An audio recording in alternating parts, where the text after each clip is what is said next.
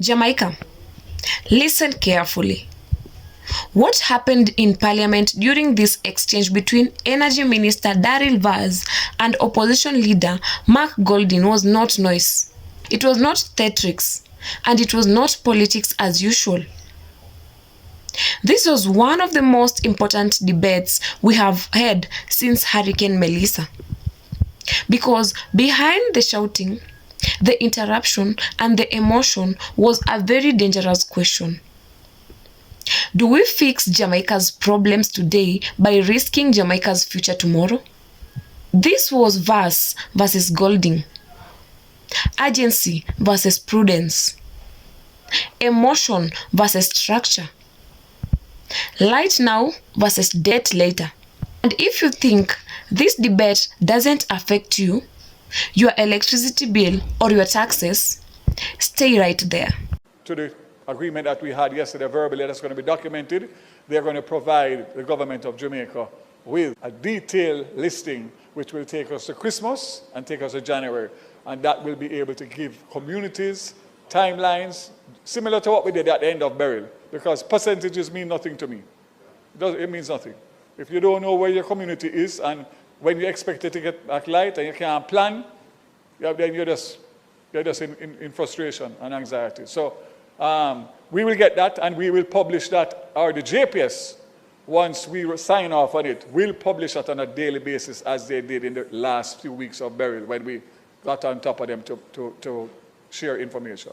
But I want to state again, this is not a fix that does not include the worst affected areas. This includes sections of the worst affected areas for Christmas and by end of January, early February. Member from St. Andrew Southern. Thank you. Turn the mic on, please. Minister, the context of your presentation in relation to the JPS situation is that the license expires July 2027. Notice has been given, triggering consequences of license termination. Jamaica has roughly 20% of the equity in JPS. The funding gap, based on the recently done work to do the restoration of the grid, stations, transmission, posts, etc., is around $350 million US. So our 20%, if you're looking at us as a shareholder, our 20% would be 70 million. But we are actually taking the risk of lending an unsecured loan to JPS of 150 million, which is twice the proportion of the equity that we hold in the. My question to you is, other 200 million currently not funded, but which is necessary to achieve the timeline that you have indicated for restoration. What is the assurance that that 200 million will be raised on a timely basis so as to enable the necessary expenditures to be made by JPS to hit the target, which are presumably fairly aggressive targets given the extent of the damage to the grid? And what is the time frame that it has to be raised by for that target to be met? I'd like to know the time frame for that. Secondly, would we be disbursing all one before that 200 million is in place? Are we going to take the risk lending that money to JPS, funded out of the consolidated fund you've said? I was going to ask you how it's going to be funded. That's roughly the same amount as the cat bond drawdown, we're told. It's 150, which Jamaica has been seeing as being critical to the housing, shelter, the school fixing up, the health centers and hospitals, etc. JPS is now going to get the benefit of that money. I want to know whether we're going to take that risk, burst those funds to JPS until the damage fund is fully funded. As it stands now, all you've told us is you've left it up to them and they're to come back. That, I think, is a risk we're not prepared to take as a country. I want to know which GOJ entity is going to carry the loan. So is it DBJ?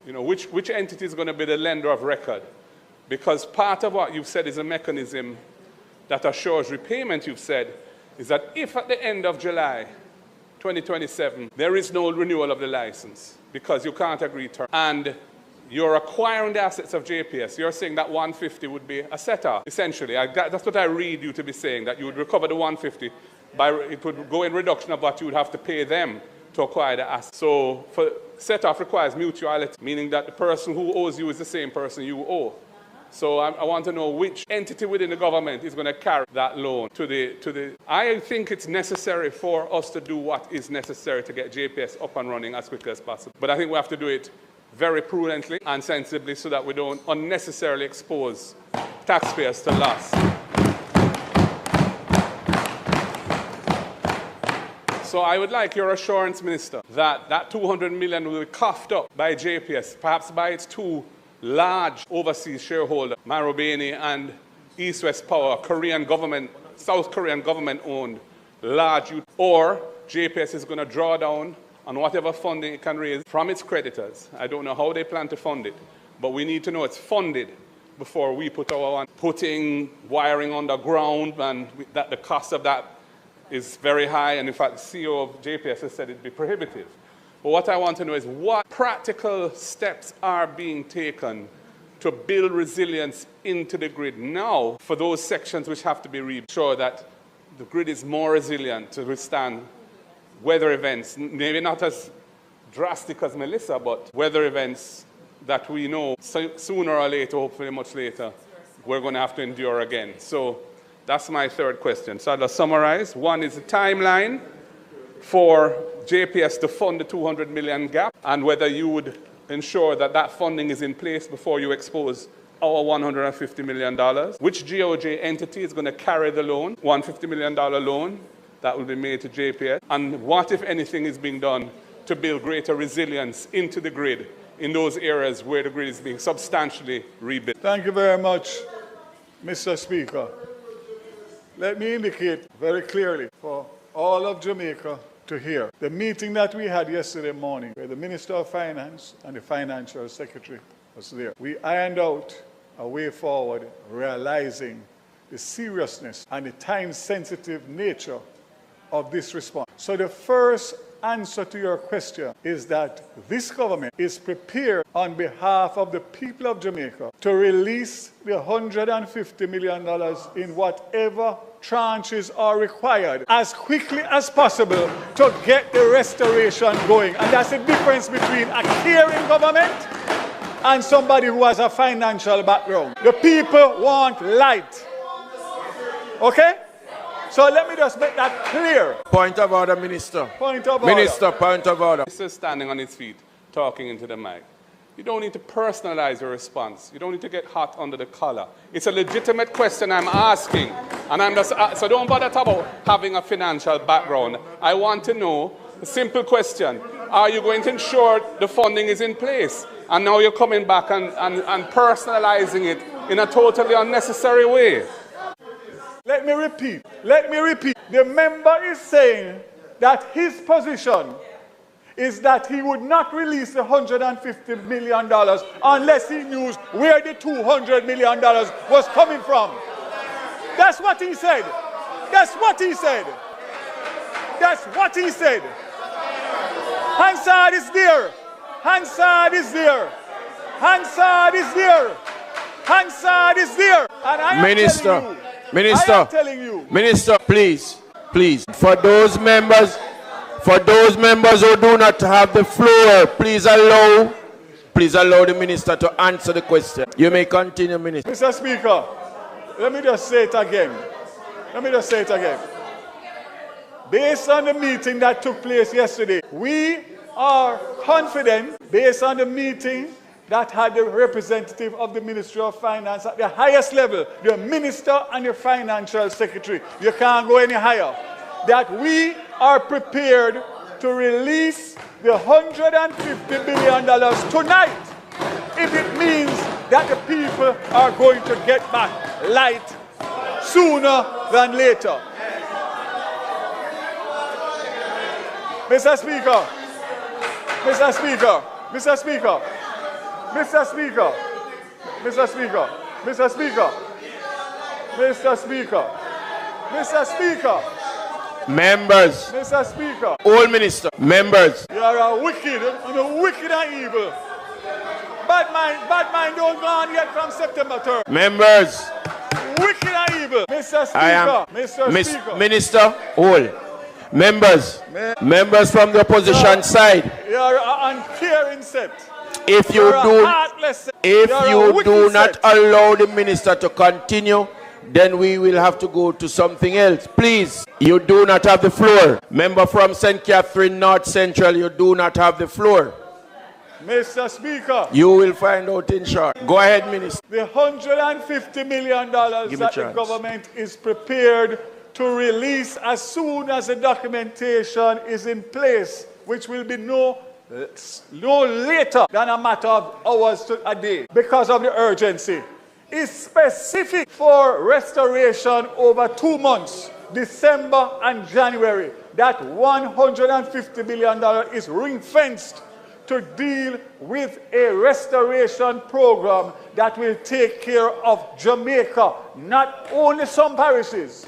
And if you are going to tell me that there are people in this house that would question a government in a crisis like this to hold $150 million that we have availability now to find out about $200 million, which can take another month or 6 weeks. Our money is secured whichever way it goes. We are a responsible government, and we have taken a responsible decision, a caring decision, an argument done. Some of you are asking the question, how will you start with them? So, Mr. Speaker, the position is, this matter is fluid. This is a cabinet decision that was taken yesterday. We are going to wait until we have the final agreement between the Ministry of Finance and the JPS, and whenever that happens, we will make it public in Parliament to show the people of Jamaica what the final terms and conditions are. But for somebody to stand up in Parliament, knowing what is taking place out there, and is prepared to take a position to delay restoration, they will be judged by the people of this country. Yes, here.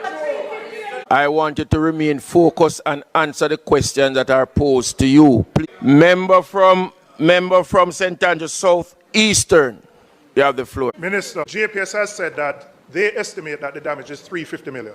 You are providing $150 million. Are you comfortable that the $150 million that the government is going to loan can provide the full restoration for all the parishes in the time frame that you have indicated? Right? By end of, hold on. Right? My second question, and I will ask you to ask your colleague who is sitting beside you. When will the Parliament get a statement from the Minister of Finance which outlines all the monies that we have gotten from the insurances, the monies that we are negotiating with our multilateral agencies, IMF, World Bank, IDB. We know that we have an estimate of US $8 billion. It is anticipated we can probably raise $1 billion US. Where is that shortfall going to come from? What are those funds going to be used for? We are 4 weeks after the hurricane, and the Minister of Finance is yet to come to the Parliament and tell us how much money we have, how the funds are going to be used. And every other minister can speak, can say many things, but if the Ministry of Finance cannot speak, right? So my question, Minister, do you believe 150 can cover the full restoration in the time? Are you what it is said to do in the 2 months? And the answer is yes. Secondly, ask about whether or not I'm confident of the additional money. And I will make a statement here to say we will work with JPS in whichever way, shape, or form that is required, if it means that we are to benefit the people of Jamaica in the shortest possible time. All options are open for discussion. But we're going to wait to get a fulsome, complete in a time of crisis. 150 is what we need for 2 months to get January morning, February morning, restoration as against May, June. Nobody can question Jamaica today with what we are going. Then they are wicked people.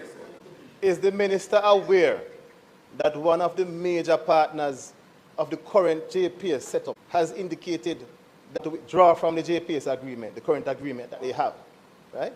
One of the international partners. And having regard to that fact, is the minister still prepared to go ahead with this loan of $150 million US, having regard to the fact that one of the partners of JPS has indicated that they want to withdraw from the agreement? It's an important question.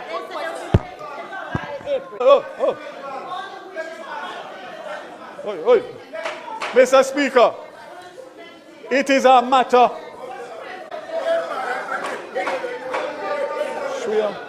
Mr. Speaker, it is a matter of public international knowledge that Maribweni, who owns 40%, indicated months ago they are 40%. Obviously, they are not listening, Minister. Give them some time. Go ahead now. Matter of public record, international record, that Maribor had a decision to divest their 40% in JPS. They came and saw the government of Jamaica and expressed that. This also, when the letter of the government in terms of the position that we took with the license, they came back to us to indicate that based on that, nobody would be prepared to buy 40% of a company that have 2 years on a license. So we are on the same path in relation to going down the road to get a negotiated license, one way or the other, so that they can then do what they need to do. But as of right now, they are in it for the next 2 years because they don't have any ability to sell. So that has no inference or nothing to do with what we are planning to do now. So answer to his question, yes, long time. Hurricane Melissa damaged Jamaica's electricity grid badly. GPS estimates $350 million in damage.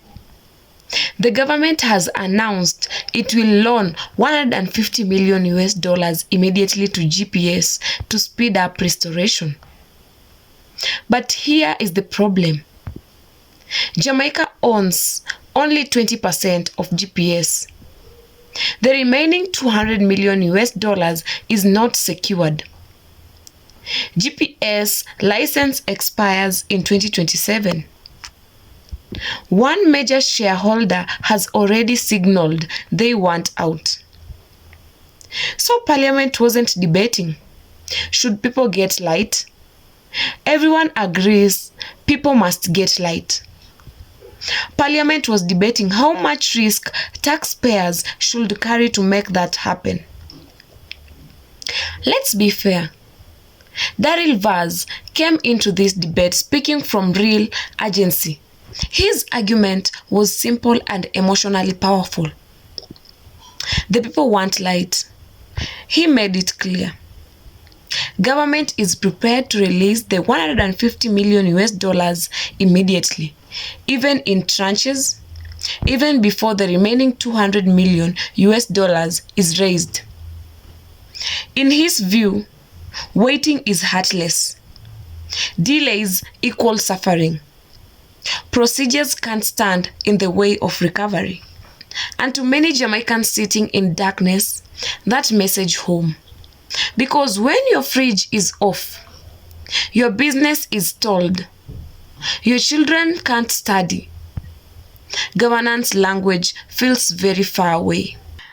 Urgency does not erase risk.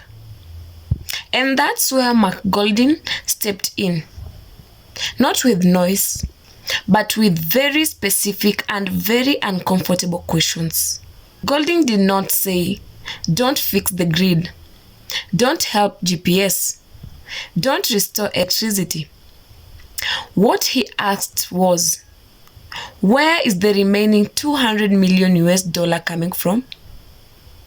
Will that money be secured before taxpayers' money is exposed? Which government entity is carrying this loan? DBG or Consolidated Fund? What happens if GPS license is not renewed in 2027? How exactly does Jamaica recover its money if shareholders exist? And these are not bad mind questions. These are fiduciary questions. These are questions every Jamaican should be asking when $150 million of public money is being placed at risk. And this is where the debate shifted. Instead of answering each question directly, Vaz framed the issue as caring government versus financial coldness. And that's dangerous because you can care and still be careful. You can restore electricity and protect taxpayers. When urgency becomes an excuse to bypass safeguards, future governments will copy that behavior. And that's how countries slide into financial trouble. Here is the part many Jamaicans didn't catch. The government is risking more than its equity share in GPS. Jamaica owns 20% but is fronting almost half the restoration cost. One shareholder wants to exit. The license expires in 2 years. So ask yourself, if things go wrong, who pays? Not GPA's executives, not overseas shareholders, you, the taxpayers. Golding also asked a question that barely got answered. What is being done to make the grid stronger so this doesn't happen again? Underground wiring, stronger transmission poles, modernized infrastructure, because if we spend hundreds of millions and rebuild the same weak system, then Melissa won't be the last disaster. It will just be the rehearsal, the shouting, the points of order, the personal attacks. That chaos did one thing very effectively. It distracted from the fact that key financial details were still unanswered. And in democracy, unanswered questions around public money are not trivial. They are serious. Let's say this clearly. Daryl Vaz is right that restoration must be fast. Mark Golding is right that risk must be managed. This debate was not about who hates Jamaicans and who loves Jamaicans. It was about how leadership behaves under pressure. Do we spend fast and explain later, or explain clearly before spending? The most dangerous thing in politics is not corruption alone. It is emotion overriding accountability. Because once we accept that crisis justifies anything, then every crisis becomes an excuse. Jamaica deserves light and transparency, speed and safeguards, compassion and competence, not one instead of the other. If you found this breakdown useful, like the video, because these conversations matter. Subscribe if you want politics explained without party blinders. And comment below. Do you agree with releasing the 150 million US dollars immediately? Or should the full funding and safeguards come first? Jamaica's future depends on how we answer questions like this. Respect.